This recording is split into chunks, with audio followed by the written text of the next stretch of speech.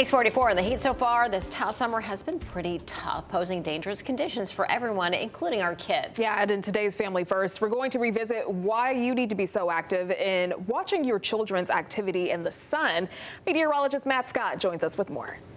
We're never completely surprised because in New England, even though we know it's going to be hot and we tend to have hot, humid summers. It's not a new story, yet the results are the same. Too many kids end up in the ER for heat exhaustion. It's a hard lesson for parents to learn. And make sure that they understand kind of how the child ended up in the condition that they're in and what they could potentially do to prevent it from happening again. Dr. John Brancato is the head of emergency medicine at Connecticut Children's, and he knows that when the temp goes up, so do the 911 calls. Fever and vomiting are the first symptoms, and normally that would just be a cold, but during the heat, when it's part of hyperthermia, where there's heat that's imposed on the body from outside, and it can pretty quickly overwhelm the body's ability to cool itself off, especially when the weather is humid. We sweat in order to cool ourselves down.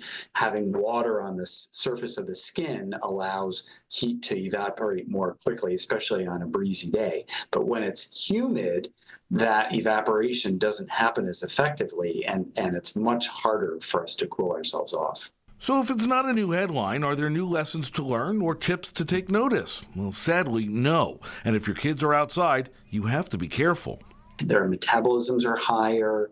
They're relatively more active, and kids, parents know this well. Kids are notoriously not great at drinking, staying hydrated enough, despite the fad with water bottles and everything.